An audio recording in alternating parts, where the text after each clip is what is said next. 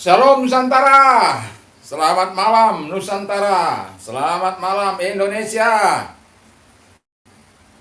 Salam bagi kita semuanya. Ya, buenas noches, selamat malam kata orang Spain, orang Spanyol. Puji nama Tuhan. Mucho gusto, senang bertemu bapak-bapak, ibu-ibu, kakek-kakek, mbah-mbah, opung-opung, ya, bapak tua, bapak muda, keluarga semuanya. Ya, selamat malam. Senang bertemu dengan bapak-bapak, ibu-ibu semualah, ya. Yang tidak bisa saya sebutkan satu persatu.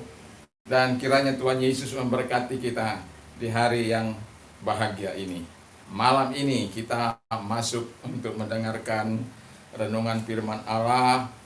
Ya, saya berharap ini membuat kita lebih teguh bersama dengan Tuhan, pengharapan kita kepada Tuhan, dan kita juga tahu apa yang harus kita lakukan sebagai jemaat Allah yang hidup. Oke, kita akan berdoa terlebih dahulu. Tuhan berkati firman-Mu, Tuhan berkati kami semua. Dalam nama Yesus, haleluya. Amin. Oke, saya mengambilnya dalam 1 Timotius 3 ayat 14 sampai dengan 15. Demikian bunyi firman Allah. Sebab itu kutuliskan kepadamu walaupun kuharap segera dapat mengunjungi engkau. Jadi jika aku terlambat, sudahlah engkau tahu bagaimana harus hidup sebagai keluarga Allah. Ya, yakni jemaat dari Allah yang hidup, tiang penopang dan dasar kebenaran. Jadi tema kita malam ini adalah hidup sebagai keluarga Allah. Pertanyaannya bagaimana orang harus hidup sebagai keluarga Allah. Jadi kalau hidup sebagai keluarga Allah, orang tersebut harus memiliki atau menyadari 3 hal ini. Ia harus menyadari bahwa ia adalah jemaat Allah yang hidup. Jadi kalau jemaat Allah yang hidup itu, maka dia akan berfungsi sebagaimana yang diharapkan oleh Tuhan. Ada yang dipanggil sebagai pemberita Injil, ada yang dipanggil sebagai gembala, ada yang dipanggil sebagai nabi, ada yang dipanggil sebagai guru, ada yang dipanggil sebagai rasul, dan lain sebagainya. Ada yang diberikan karunia untuk menasihati, memberi, dan lain sebagainya. Jadi sebagai jemaat Allah yang hidup, dia harus berfungsi dengan baik. Kalau tidak, ya, ikosnya Allah itu, rumah Allah itu akan disebut rumah Allah yang mati. Makanya dikatakan dengan jelas, jemaat Allah yang hidup, bukan jemaat Allah yang mati. Jemaat Allah yang hidup. Jadi kalau jemaat Allah yang mati, wah itu bahaya. Tidak, ya sebagai orang percaya, perkataannya masih perkataan-perkataan yang kotor, perkataan-perkataan yang najis, perkataan-perkataan yang tidak baik, perbuatan-perbuatannya tidak baik, amoral, dan lain sebagainya. Itu bukan jemaat Allah yang hidup. Itu sebabnya saya bacakan dulu satu ayat, beberapa ayat di dalam Matius 16 sampai dengan ayat selanjutnya. Demikian bunyi firman Allah. Maka jawab Simon Petrus, engkau adalah Mesias, anak Allah yang hidup. Kata Yesus kepadanya, berbahagialah engkau Simon bin Yunus, sebab bukan manusia mengatakan itu kepadamu, melainkan Bapakku yang di surga. Dan aku pun berkata kepadamu, engkau adalah Petrus, dan di atas batu karang ini aku akan mendirikan jemaatku, dan alam maut tidak menguasainya. Kepadamu aku berikan kuasa kunci kerajaan surga. Apa yang kamu ikat di dunia ini akan terikat di surga. Apa yang kamu lepas di surga apa yang kamu lepas di bumi akan terlepas di surga. Lalu Yesus melarang murid-muridnya supaya jangan memberitahukan kepada siapapun bahwa ia adalah Mesias. Jadi kalau kita dikatakan tadi bahwa Yesus itu adalah Mesias, anak Allah yang hidup. Lalu Yesus bilang, bukan kamu yang ngomong itu adalah Bapa di surga. Karena pertanyaan ini, menurut orang lain siapakah aku? Ada orang katakan dia Yeremia, ada orang bilang dia ya si si Elia atau salah seorang dari nabi, ada bilang juga Yohanes Pembaptis dan lain sebagainya. Tapi Yesus bertanya to the point kepada murid-muridnya, menurut kamu siapa saya ini gitu? Maka Petrus itu menjawab, engkau adalah Mesias, anak Allah yang hidup. Nah, ketika kita menyadari bahwa kita menjadi jemaat Allah yang hidup, ingat bahwa dasar kita itu adalah Yesus Kristus. Batu karang, di atas batu karang itu, batu karang kita itu adalah Yesus Kristus. Nah, gerejanya katanya jemaat Allah yang hidup itu tidak dikuasai alam maut. Jadi setiap kita boleh saja meninggal dunia, tapi alam maut tidak menguasai. Selama kita hidup dalam muka bumi ini, yang berkuasa itu bukan kekuatan setan, yang berkuasa itu bukan kekuatan iblis, tapi yang berkuasa itu adalah Yesus sendiri. Makanya dia berkata, dia memberikan kepada kita gerejanya dengan apa yang disebut kunci kerajaan Allah. Jadi kalau dengan kunci kerajaan Allah itu kita bisa membuka pintu rahmat Tuhan, pintu kemurahan Tuhan dengan doa kita, dengan tangisan kita, dengan permohonan kita. Karena kita melakukan apa yang dikehendakinya, apa yang disenanginya, apa yang dilakukannya, kita melakukan. Lalu apa yang dijauhinya, apa yang dilarangnya, kita tidak melakukan itu. Dan jemaat Allah yang hidup itu berfungsi, tidak mati. Suka menolong, suka memperhatikan, suka care, memperdulikan sesama. Jadi menolong orang yang berkekurangan, memberikan rumah bagi orang yang tidak mampu. Ya, saya memberikan rumah bagi orang yang tidak mampu. Sudah berapa puluh tahun itu, tidak pernah bayar kontrak. Buah dari kebun itu rambutan, kelapa, apokat, terus kemudian nangka, jambu. Silakan. Kalau diantar kemari syukur, gak diantar juga gak apa-apa. Jadi jemaat Allah yang hidup itu tidak seperti jemaat yang mati. Saya pernah menyekolahkan anak-anak sebanyak 20 orang. Walaupun setelah kerusuhan itu ya memang saya habis-habisan, tapi saya tetap tidak menyesali semuanya itu. Ya, nah, Tuhan tetap baik, tapi saya bersyukur karena beberapa orang yang tamat itu akhirnya juga care terhadap saya. Ya, jadi ada pengusaha hotel, kalau mau nginap katanya enggak usah bayar, kalau makan di sana enggak gratis, tapi kalau saya bawa teman bayar separuh. Ya, dan saya itu sudah buktikan apa yang dibilang itu. Ya, jadi artinya bahwa perbuatan baik kita itu bukan kepada orang apa saja, tapi juga kepada orang itu yang saya katakan itu sahabat saya itu orang Hindu. Ada juga Muslim.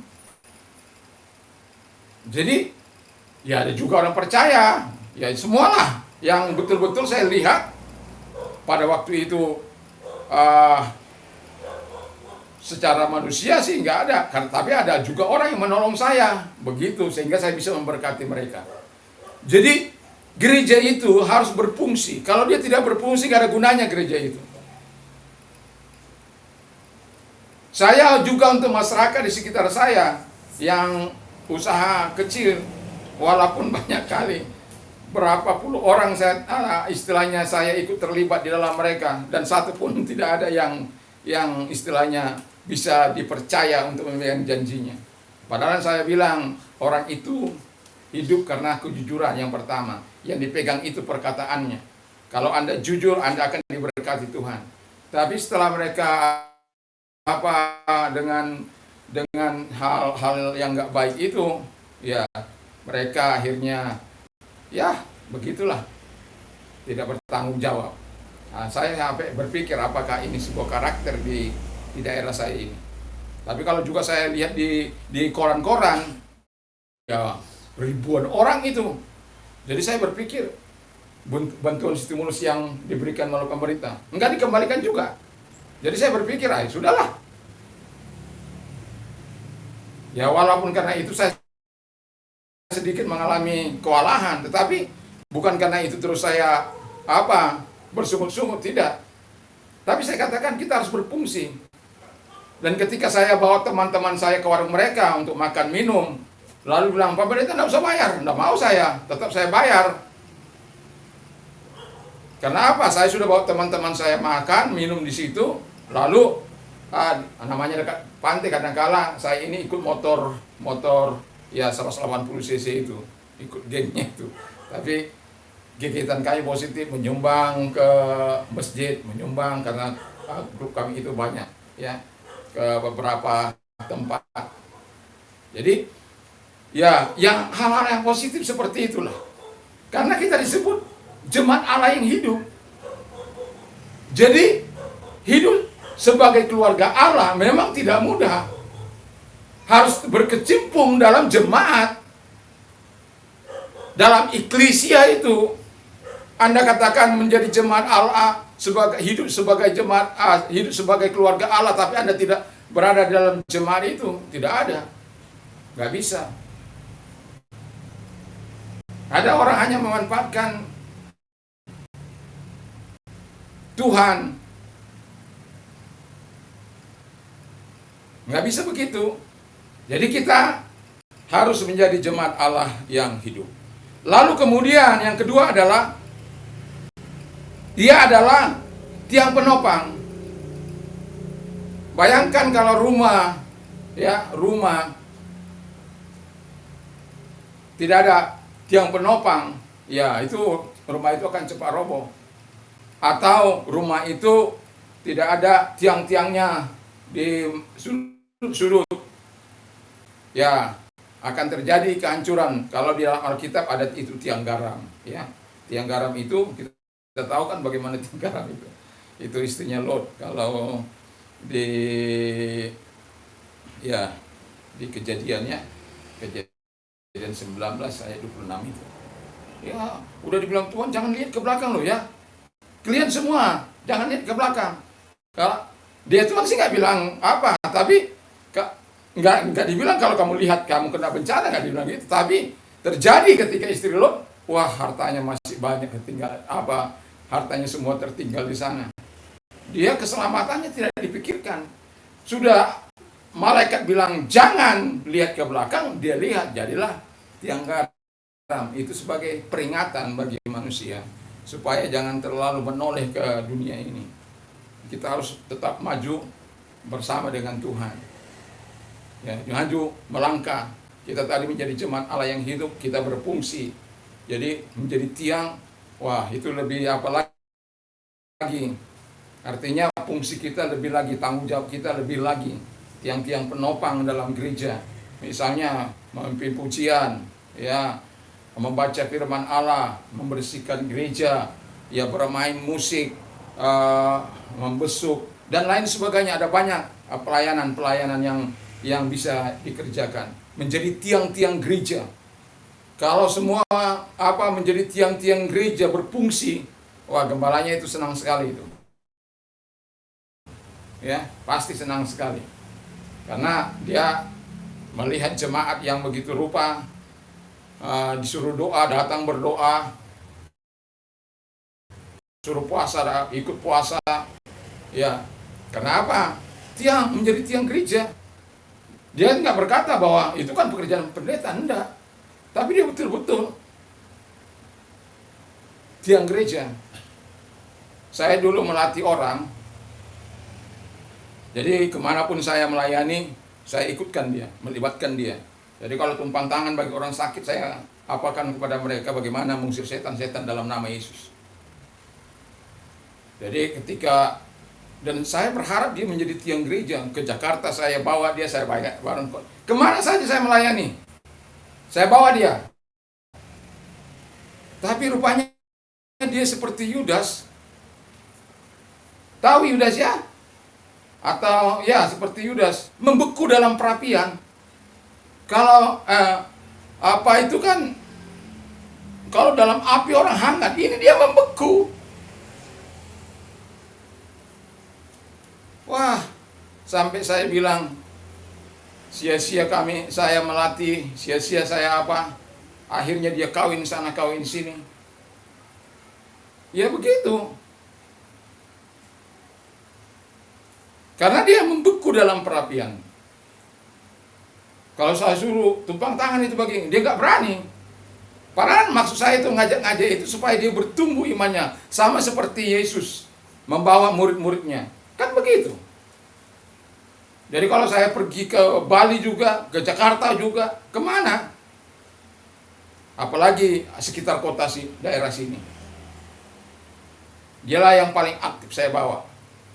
Tapi dia membeku dalam perapian. Dan akhirnya kawin sana, kawin sini. Makanya saya berkata ketika saya bilang, ayo kita mengusir opo-opo di satu malam di Bali, dia langsung terkencing-kencing itu. Terkencing-kencing. Wah, sudah. Wah, saya sudah tahu kualitas rohani orang ini. Dan itu saya katakan kepada kita. Kalau menjadi tiang bukan kita sekedar hadir, ikut dengan Pak Pendetanya, ikut melayani Pak Pendetanya. Tapi tiang itu memang berfungsi. Kalau disuruh mendoakan, dia doakan. Kalau suruh tumpang tangan mengusir setan-setan, ya setannya harus keluar. Nggak bisa tumpang tangan bagi orang yang kerasukan, setannya nggak keluar. Itu berarti dia belum berfungsi.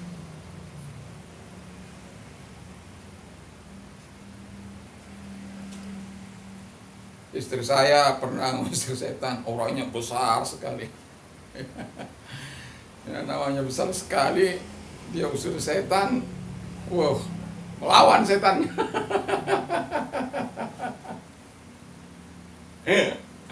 Aduh. Lalu istri saya duduki orang itu. Udah, orang itu kan besar sekali gitu loh. Lalu ditelepon, Pak, cepat Pak, datang ke sini. Wah, ngamuk setan. Aduh. Terus saya bilang sama istri saya, yang cara-cara begini bukan karena dia diduduki atau apa, iman, ya, iman, ya. Jadi saya pernah ngusir setan bersama dengan teman-teman di Kalimantan. Ini saya, ya, kemudian ini kerasukan setan dari Hulu Mahakam sana. Jadi, yang kerasukan ini juga luar biasa. Dari jam 10 sampai jam 1 besok baru dia sadar. Karena dia tidak mau menerima Yesus sebagai Tuhan dan Juru. Sampai akhirnya dia menerima Yesus, baru dia selamat. Nah, yang mau saya ceritakan di tengah-tengah pengusiran itu, orang-orang jemaat itu kan, ada aja yang mau mendemonstrasikan gitu. Lalu ada seseorang bilang begini, siapa kamu? Dia bilang begitu. Kamu kan masih main perempuan, kamu masih begini, kamu suka ini kan? Wih, langsung dia pulang. Jadi nggak bisa main-main dengan setan. Dia tahu tapi nggak mau tahu. Jadi kalau kita masih selevel dengan dia, satu apa dengan dia, kita bukan tiangnya gereja, bukan tiang penopang, malah justru perongrong. Jadi kita harus berfungsi sebagaimana yang diharapkan oleh Tuhan, sebagai jemaat Tuhan, sebagai fungsi kita sebagai garam kah atau penerang kah, ya terserahlah. Ya bisa kita, kalau bisa kita memberikan cita rasa yang baik bagi orang lain, ya silakan. Kalau kita bisa memberikan suluh bagi orang lain, meraih mereka dalam kegelapan dan membawa kepada gereja, silakan. Kan begitu. Nah, jadi setelah itu tiang penopang, ini pendeta saya nggak bisa mungkin melayani sendiri, saya jadi tiang penopang begini. Setidak-tidaknya setiap hari saya mendoakan pendeta saya, keluarga pendeta saya, begitu. Ini kalau saya melihat ya seperti Yesus itu ketika susah. Ketika susah pendetanya juga ditinggalkan. Yesus ketika susah murid-muridnya nggak akan ditinggalkan. Jadi kalau kita lagi bergumul, Tuhan kenapa begini? Tuhan akan sering berkata, jangankan kau, aku yang Tuhan saja. Jangankan kau, aku yang Tuhan saja ditinggalkan oleh murid-muridku. Jadi ya sabar, bertekun, bertahan. Ya saya bilang saja, ya Tuhan berikan saja aku kekuatan untuk menghadapi semua. Iya gitu dong. Iya, kalau kadang-kala kita dalam keadaan yang apa, loh, justru kita ditinggalkan. Waktu kerusuhan di tempat ini, ya sekali pergi itu 30 anggota, itu pukulan berat bagi saya. Mereka bilang kami beribadah bukan mau cari apa, keributan, mau cari damai. Lu yang bikin keributan siapa? Yang bikin keributan orang di luar sana. Kok jadi penderitanya yang disalahkan?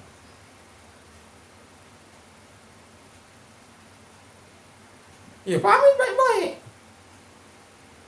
Jadi mereka mau dekat aparat, ya nggak apa-apa. Tapi saya tetap baik dengan mereka. Ya itu memang sudah, itu domba kan milik Tuhan. Cuma itu pukulan yang paling telak sama saya pada waktu itu. Pukulan yang sangat luar biasa. Yang apa? Yang selama ini dia menjadi tiang penopang bagi saya. Itu yang menjadi pukulan berat. Penolong bagi saya.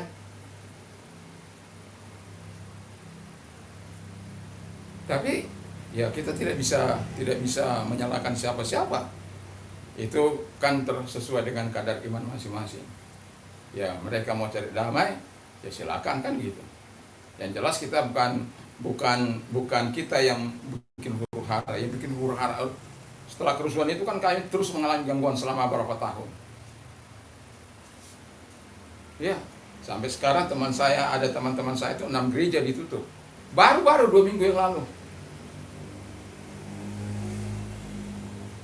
Di tengah kerasnya kehidupan ini, ya kita harus tetap mau bisa eksis. Untuk orang beribadah aja dilarang. Untuk orang beribadah. Sampai seringkali katakan waktu saya menghadapi persoalan saya bilang begini, oh namanya ibadah perlu tempat. Saya pinjam kantor lurah, saya pinjam kantor camat, saya pinjam kantor bupati, saya pinjam kantor anggota dewan, nggak dikasih. Tapi kita mau dilarang, nggak ada win-win solution, ya tetap saya pakai. Bukan saya mau membangkang, tidak, saya tidak keberatan kalau tempat itu bagi saya nggak ada. Yang penting ada tempat untuk ibadah, itu saja.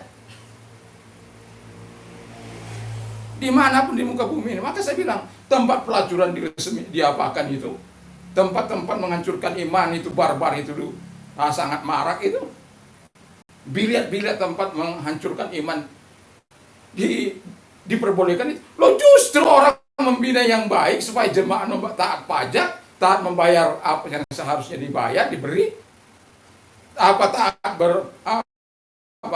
sebagai anggota masyarakat, menjadi masyarakat yang baik. Yaitu. Nah, tetapi ada juga yang saya katakan setia. Jadi makanya dari situ saya katakan, benarlah firman Allah bahwa ketika kita mau melihat orang itu menjadi tiang yang benar atau tidak, saat terjadi kesusahan yang paling pelik dalam hidup kita, apakah dia ada di sebelah kita atau tidak. Kalau sampai terjadi yang paling pelik dalam kehidupan kita, dia masih beside me atau beside us, berarti orang itu hebat. Itu berarti penopang yang betul-betul penopang yang luar biasa. Ya samalah seperti murid-murid, tapi setelah mereka dipenuhi oleh Roh Kudus kan jadi beda. Mereka menjadi semangat sekali, berapi-api. Yang lumpuh berjalan, buta melihat. Mujizat-mujizat terjadi, ada revival yang Tuhan kerjakan. Mereka betul-betul menjadi tiang gereja, bahkan menjadi pemberita karena Yesus sudah mempercayakan kepada mereka. Jadi tetaplah bersama dengan Tuhan. Yang ketiga adalah ia adalah dasar kebenaran. Saya buka dulu di dalam Mazmur 159 dan 160 itu dikatakan bahwa dasar kebenaran itu adalah firman-Mu. Jadi kalau kita punya firman, itu dasar kehidupan kita, itu dasar, makanya dikatakan engkau harus menjadi dasar kebenaran itu. Kita hidup karena firman itu. Kita ada karena firman itu. Kita melayani karena firman itu. Kita melakukan yang baik karena firman itu. Jadi kita mendasari semua dengan kebenaran. Kebenaran itu adalah Yesus Kristus. Kembali lagi kepada Yesus Kristus. Dia adalah kebenaran. I'm the way and the truth and the life. No one come unto my Father except by me. Akulah jalan dan kebenaran dan hidup. Tiada seorang sampai pun kepada Allah kalau tidak melalui. Kembali kebenaran itu adalah firman-Mu adalah kebenaran. Firman-Mu itu adalah Engkau. Jadi artinya ketika kita menjadi dasar kebenaran, maka betul-betullah kita melakukan apa yang dikehendaki Tuhan itu. Jangan kita bersandiwara, jangan. Tapi betul-betul menunjukkan jati diri kita sebagai orang percaya, menunjukkan siapa diri kita di hadapan Tuhan. Bukan hanya sekedar, bukan, tapi sungguh-sungguh kita menjadi jemaat Allah yang hidup, betul-betul ya kita bisa menjadi standar hidup. Banyak kali orang percaya ketika sering berkamuflase, kalau ada di luar sana, ya kalau orang menipu dia ikut menipu, kalau di sana jujur dia ikut jujur. Tidak ada yang mengambil sikap yang betul-betul untuk, ya kalau ini di luar firman Allah saya nggak mau.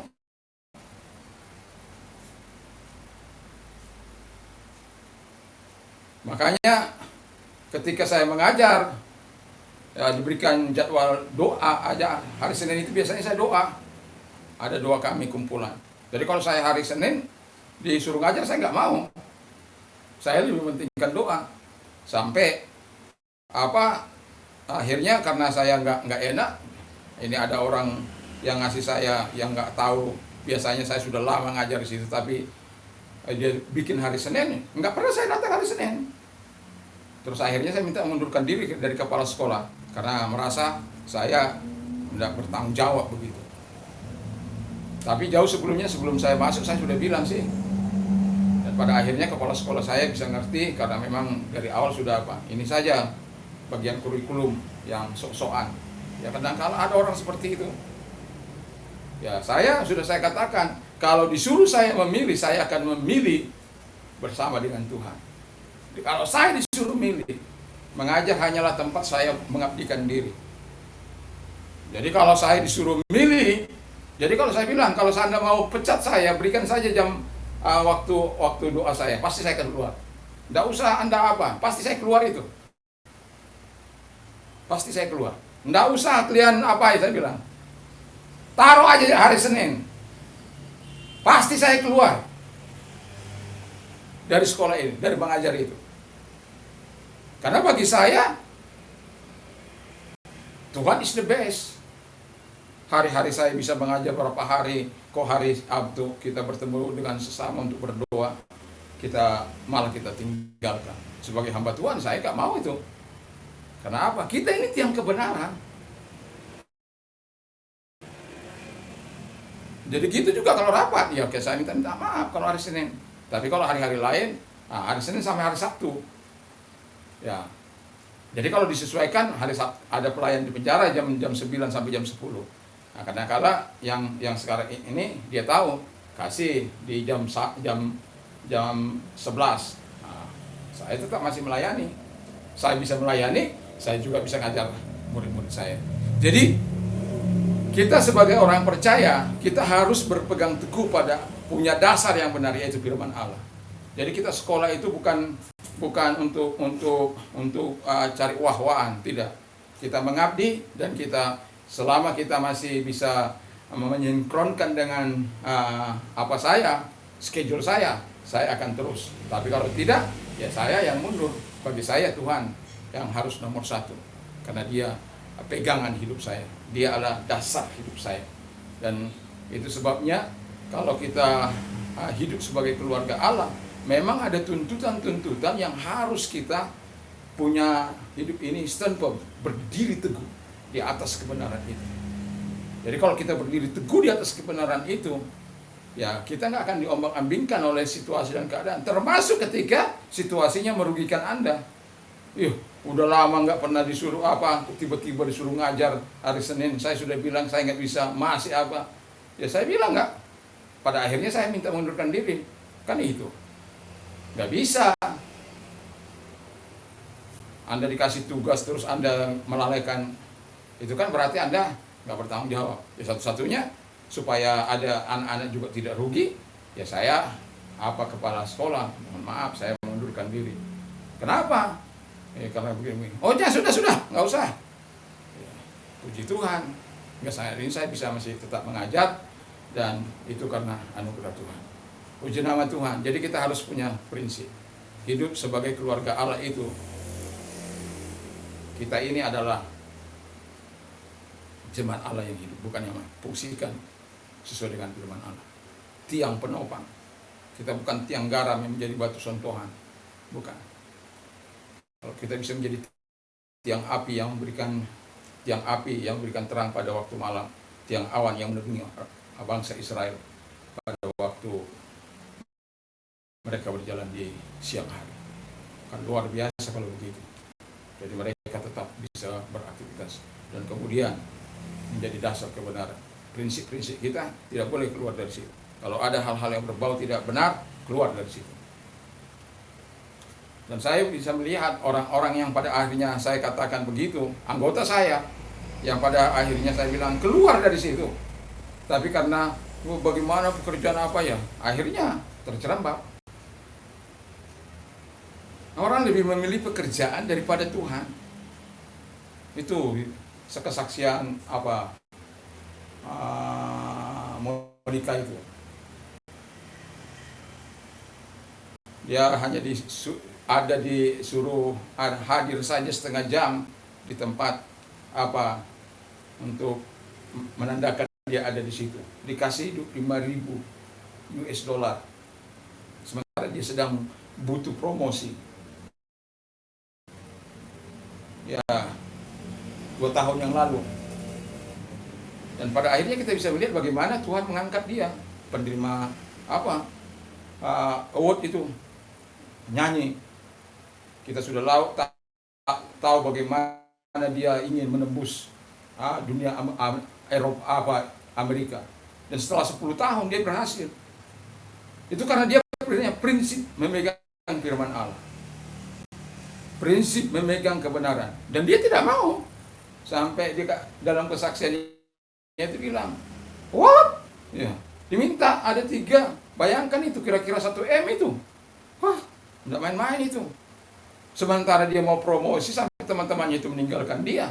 Tapi Tuhan punya rencana bagi dia. Dan dia tetap bersabar. Walaupun sempat ada pergumulan melihat situasi itu. Tapi dia stand firm di atas kebenaran firman Allah.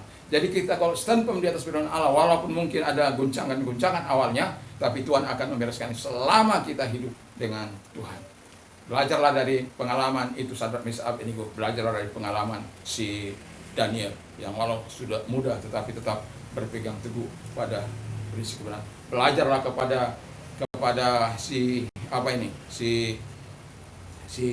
Timotius muda itu. Paulus memberikan pesan kepadanya, janganlah engkau dipermudah oleh karena engkau muda, tapi jadilah teladan dalam perkataan, dalam perbuatan, dalam kasih, dalam kesetiaan, dalam kesucian. Wah, itu hebat itu.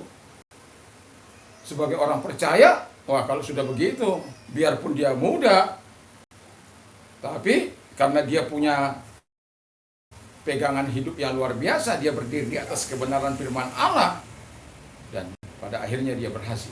Puji nama Tuhan. Saya tidak akan panjang lebarkan, tapi biarlah kita menjadi hidup sebagai keluarga Allah, supaya kita tahu tanggung jawab kita di tengah di mana kita ada bergereja, bermasyarakat, dan bernegara ini.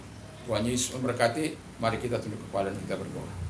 Kami bersyukur, berterima kasih kepadamu Tuhan. Tuhan memberkati kami, Tuhan menolong kami, dan biarlah firman-Mu menjadi kekuatan bagi kami semuanya. Dan Bapa di surga, bentuk kami sehingga kami menyadari fungsi kami, menyadari tanggung jawab kami sebagai tiang dan sebagai dasar. Tuhan tolong kami semuanya. Terima kasih Bapa di surga, terima kasih Yesus, dan terpujilah Engkau. Kami juga berdoa supaya Engkau menyatakan kebaikan-Mu, kemurahan-Mu bagi kami semuanya. Terpujilah Engkau. Kami juga berdoa Bapa di surga bagi presiden dan wakil presiden, dan kami juga berdoa Tuhan bagi menteri dan pejabat-pejabatnya, gubernur, wali kota, bupati, camat, lurah, RT, semua diberkati. Jauhkan dari pemimpin yang tidak takut Tuhan, pemimpin yang arogan, pemimpin yang intoleran, tapi berikan kepada kami pimpin yang bijaksana, pimpin yang arif atas semua golongan. Terima kasih Bapa di surga. Kalau membela, baiklah dia membela yang betul-betul bukan karena mayoritas, tapi membela karena kebenaran dan keadilan. Terima kasih Bapa di surga, terima kasih. Kami juga berdoa bagi gereja-gereja Tuhan Aras Nasional, juga Tuhan memberkati seluruh denominasi gereja. Tuhan memberkati gereja Pantekosta juga, Tuhan memberkati, Tuhan tolong sehingga gereja ini boleh bertumbuh berkembang. Sahabat-sahabat kami dimanapun mereka berada, Tuhan memberkati. Dan kembali saya mau mendoakan kepada mereka-mereka yang sakit, yang saat ini bisa dijangkau. Anda menyaksikan melalui YouTube ini. Kami berdoa supaya engkau memiliki keyakinan yang teguh, sebab Yesus berkata, Yesus sangat mengasihi engkau. For God so loved the world that He gave His only begotten Son, that whosoever believe in Him should not perish but have everlasting life. Karena begitu besar kasih Allah akan dunia ini, sehingga Ia memberikan anaknya yang tunggal, supaya setiap orang percaya kepadanya tidak binasa, melainkan beroleh hidup yang kekal. Jadi Tuhan sungguh mengasihi Anda. Hendaklah roh, jiwa, dan tubuhmu sehat sempurna. Itu pengharapan Tuhan. Setan tidak mau engkau sehat. Tapi kalau engkau berdosa, kau melawan Tuhan, berbalik kepada Tuhan. Mari kita berdoa. Dalam nama Yesus, segala sakit penyakit yang sedang engkau derita, aku perintahkan keluar, dan oleh bilu-bilu Tuhan Yesus sembuh. Baik itu yang cancer, yang baik itu yang tumor, baik itu yang diabetes, darah tinggi, batuk, apapun itu, TBC, dan juga Tuhan sakit-sakit lain seperti gagal ginjal. Tuhan Yesus operasikan kembali ginjalnya di dalam nama Yesus Kristus. Di dalam nama Yesus Kristus. Terima kasih Bapa di surga. Jantung koroner disembuhkan, yang buta melihat, tuli mendengar, bisu berkata-kata, lumpuh berjalan, lepra tahir. Semua penyakit disembuhkan oleh Tuhan. Terima kasih Bapa. Dalam nama Yesus kami bersyukur dan berdoa. Haleluya. Amin. Yang melampaui segala akal akan memelihara hati dan pikiran kita.